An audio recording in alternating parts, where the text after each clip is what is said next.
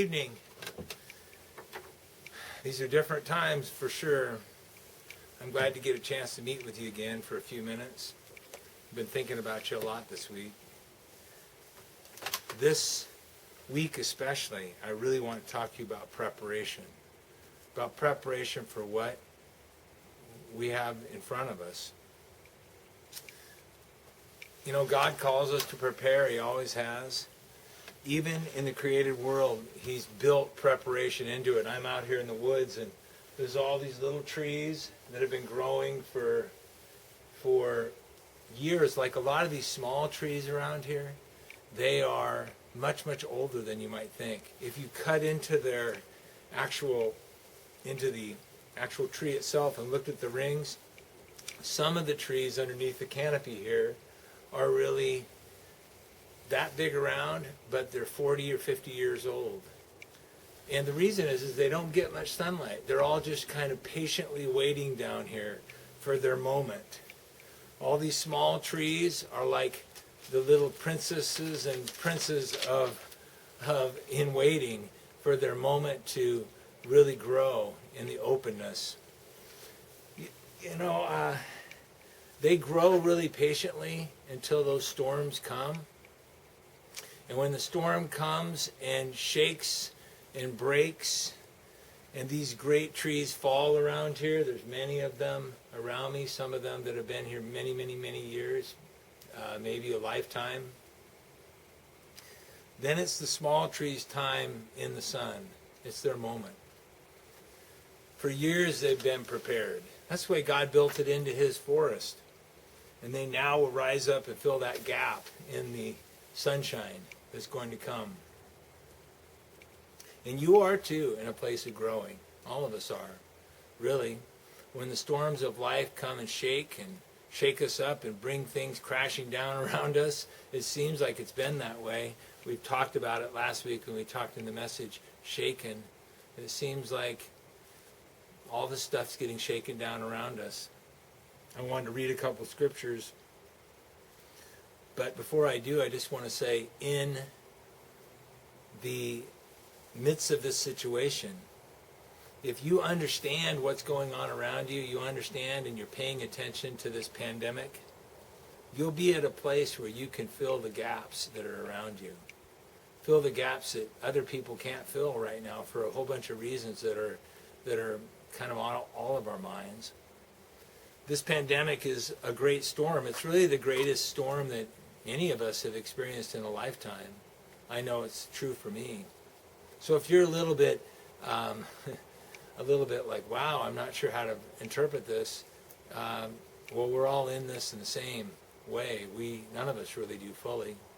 But the more vulnerable community members that we have, they have to step back.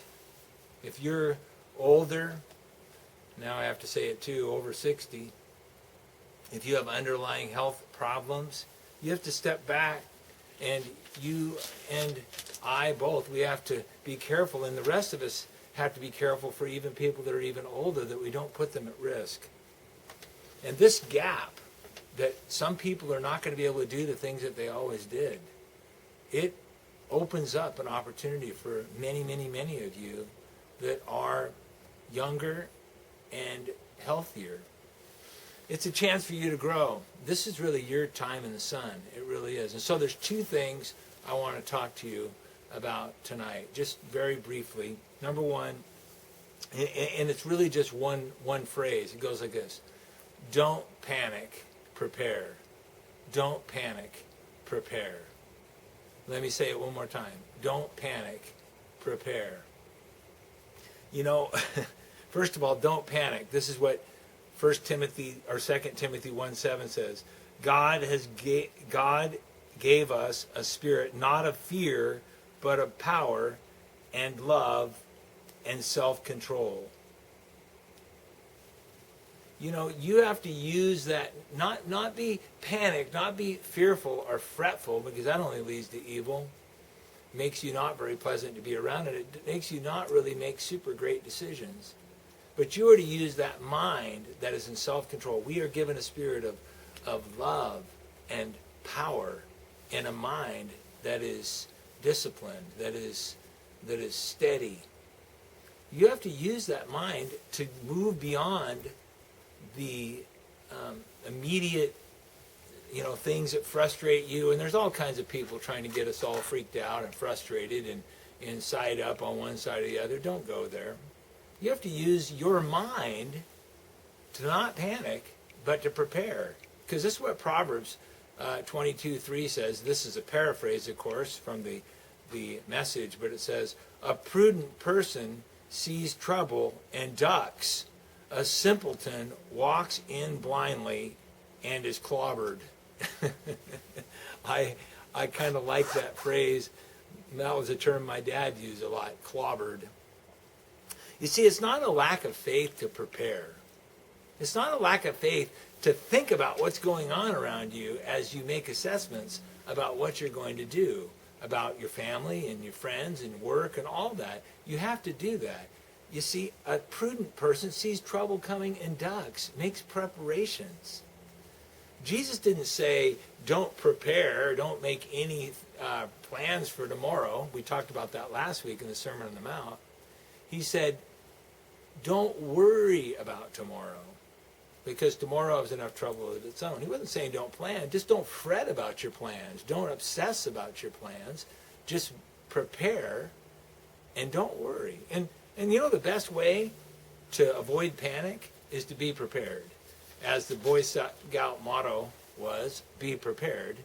That's why they said it. You want to be ready for this. This is why people of all different types prepare and prepare and prepare, so that when the unexpected happens, they're ready, and the other things they don't have to think about because they've already taken care of them.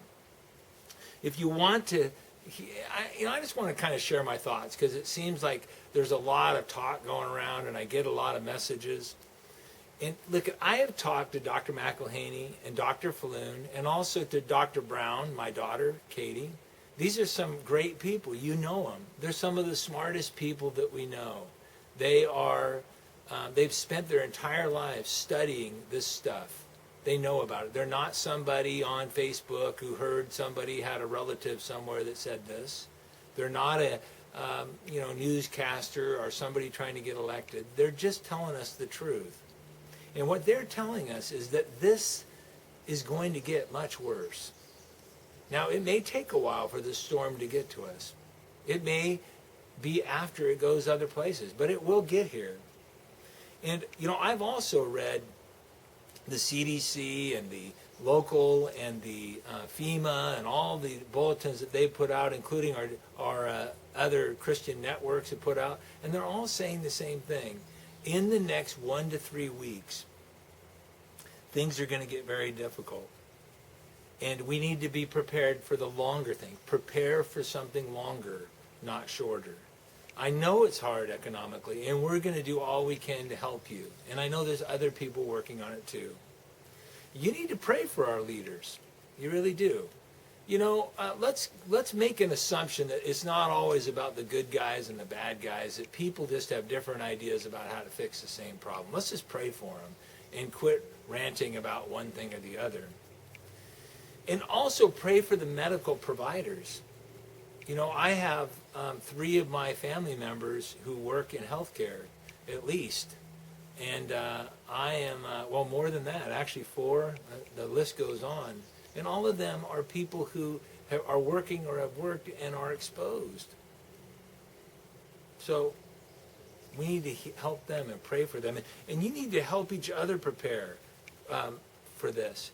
For one thing, stop passing rumors along and depend on medical facts. Go to medically legitimate sites, not random things.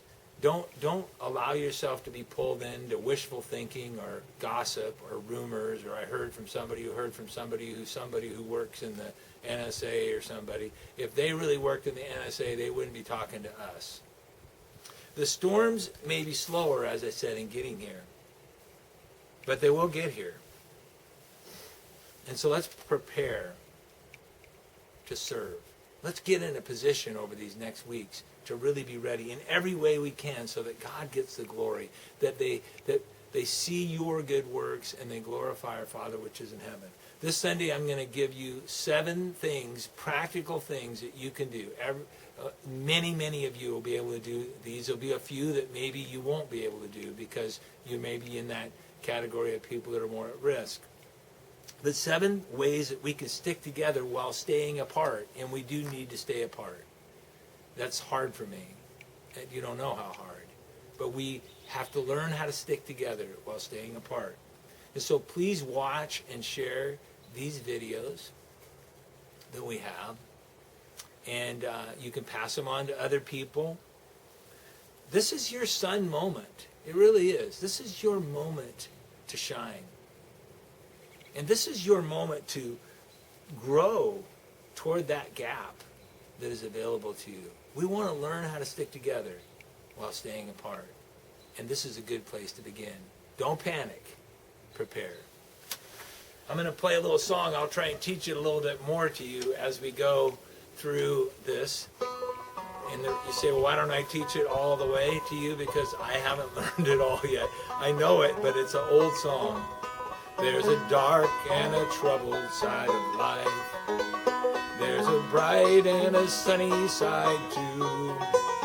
Though we meet in the darkness and strive, the sunny side we also may view. Now here's the chorus. Keep on the sunny side, always on the sunny side. Keep on the sunny side of life. It will help us every day. It will brighten every way. It will keep on the sunny side of life. Let's sing it, the chorus. Keep on the sunny side, always on the sunny side. Keep on the sunny side of life. It will help you every day. It will help you all the way. It will keep on the sunny side of life. I'll eventually learn it. Let's try it. Keep on the sunny side, always on the sunny side. Keep on the sunny side of life. It will help us every day. It will brighten all the way. If we keep on the sunny side of life. If we keep on the sunny side.